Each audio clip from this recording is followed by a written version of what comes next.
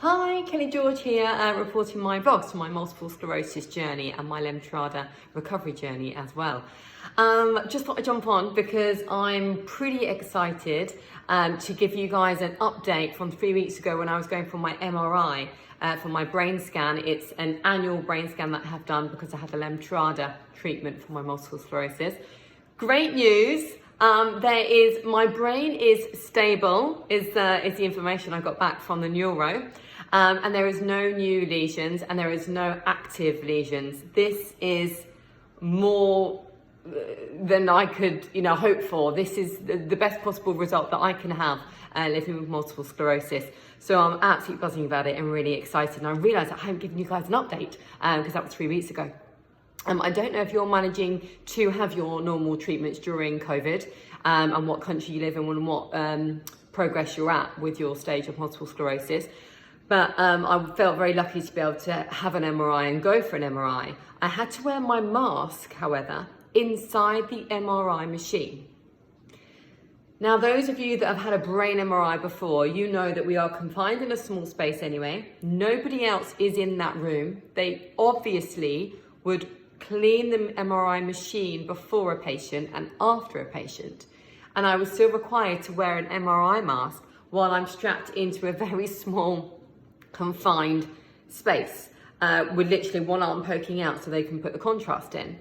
Now, I kind of questioned this. I did say, can I ask why? You obviously clean the machine before me and after me, and no one else is in the room because you know that they're getting the results in the other room through the window, the glass window. So why would I need to wear one? And they said because of COVID and the particles going around, the particles could be on the outside of the machine.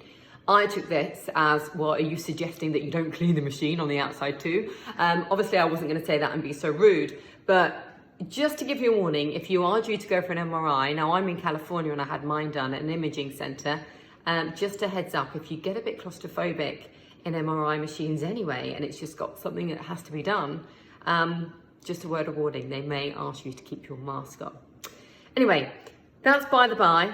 Just wanted to jump on and tell you this news. I've also just had my birthday during COVID, but we're in stage 2, which is amazing. It meant restaurants and coffee shops opened. And one of my most favourite things to do is eat, and I love my food. I manage my multiple sclerosis as well as my Lemtrada treatment. I manage it with a pretty balanced, healthy eating plan. And for my birthday, I asked for some recipe books. Now, these are from my mum and my mother-in-law. I have The Doctor's Kitchen. So I'm really excited by this guy. I don't know whether you guys know him or not. He's a pretty big in the UK. He's a British NHS doctor, but he's an incredible chef, and he's all about packing in the good stuff to make your body perform better.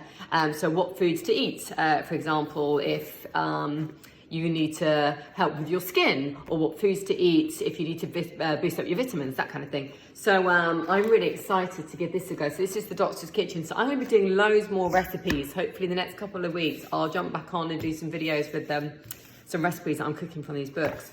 And you guys do often message me and ask me how what I eat and how I manage my MS diet, so to speak. I don't like to call it a diet, but a diet as in a general term, not a diet to lose weight. Just a healthy eating plan all the time. It's more of a lifestyle than it is an actual one-off diet. This is the second book that I asked for from friends and family for my birthday. Same guy, same doctor. This one is Eat to Beat Illness. Really excited because this one is actually very easy to quickly look something up. So if you wanted to, here we go, let me just show you. Just gone past it quickly. If you want to eat for your eyes, then it tells you a bit of information about cataracts, retinal health, and then it goes into the foods that would be good for that particular area of the body, and then recipes are further along. This one is Eating and Living for Ultimate Health. There's ones here for immunity, eat for immunity. So I will be getting on that bandwagon straight away, especially during these tough months of COVID. Eat for immunity. So yeah, I'm really excited and I like the layout of that. I think that's going to be a really good, easy, simple one to follow. And then another one that I wanted for my birthday, which I'm a very lucky birthday girl, I got everything on the list, is this, Bosh. Bish Bash Bosh. These two guys, British guys, and it's all about plant-based meals. So one of your questions might actually be about these, this guy too, the NHS doctor. There are some meat recipes in there, but they're few and far between.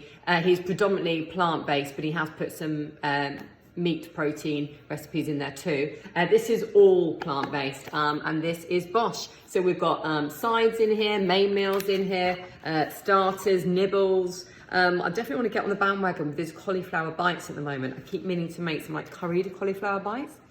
And I'm gluten free as well, so I would just do it in a gluten free flour before I shallow fried it in a bit of avocado oil. But yeah, off on a tangent now, but there's curries in here, main dishes, side dishes, desserts, and I'm really excited to get started, and that's all plant-based.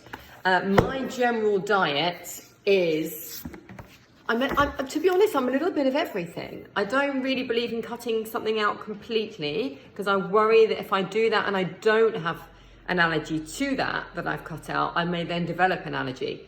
I could be completely wrong here, and this is my own kind of understanding of how I've come to that, but I don't want to completely cut everything out all the time. But what I do like to do is reduce dairy, heavily reduced gluten, so almost gluten-free, and reduced meat.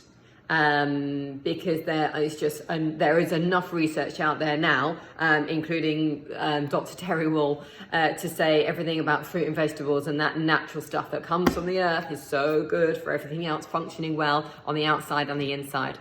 And that's enough information. So I'm definitely more towards a plant-based diet, but it's not to say I don't eat meat. I eat meat. It's like a treat. I see it as a treat, and I'll have chicken at the weekend, or the other weekend we decided to have some pork ribs as a family. But Monday to Friday, it's mainly plant-based, but dairy reduced and meat reduced and almost gluten-free.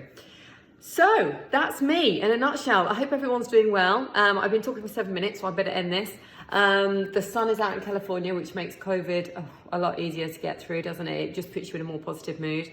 And yeah, just comment, let me know how you guys are doing. If you want to follow my Instagram, it's @bkellygeorge, and I will hopefully be cooking up a storm in the kitchen with my new recipe books. Speak later.